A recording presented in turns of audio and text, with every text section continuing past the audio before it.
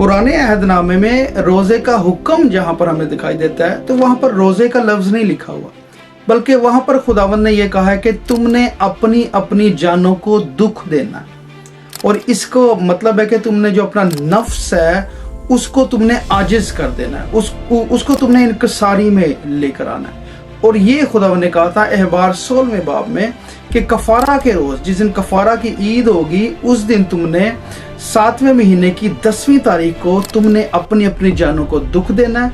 और कहते हैं जो भी तेरे साथ बूदोबाश करता है, चाहे तुम अंदर के हो तो चाहे कोई बाहर का भी है, वो भी ऐसा ही करेगा।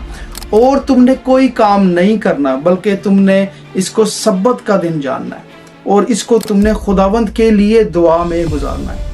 सो जो असल में रोज़े का मतलब है वो खाली खाने पीने से परहेज नहीं है, बल्कि अपनी अपनी जान को दुख देना, नफ्स को। इब्रानी में लिखा नफैश, अना नफैश।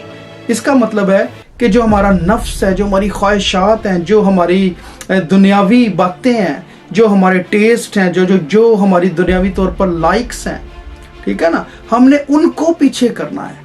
खाली पेट नहीं, खाली ये डाइटिंग तो नहीं है, ये उससे कहीं बढ़कर है कि हमने खुदावंद के हजूर में रहकर हमने दुनियावी चीज़ों से परहेज करना है। सो ये एक्चुअली परहेजगार बनने के लिए एक खुदावंद ने हमें तरीका बताया है। और मैं ये समझता हूँ कि रोज़ा जो है वो दुआ की तवील हालत का नाम है।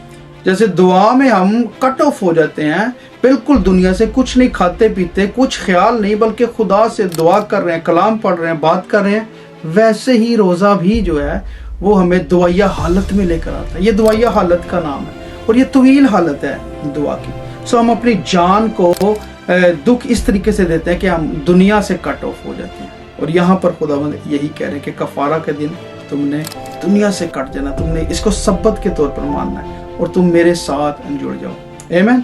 सो जब रोज़ा रखें ना हम, तो इस सोच से रखें कि खुदावंद को हमने खुश करना है, हमने उसके लिए परहेज करना है, खाली खाना पीना नहीं। हमने गुनाहों से, हमने अपनी आदतों से, हमने बड़ी ऐसी बातों से जो खुदा को नापसंद है या कलाम के मुनाफी है, हमने उनसे परहेज करना है। ये हकीकी रोज़ा है। आमीन।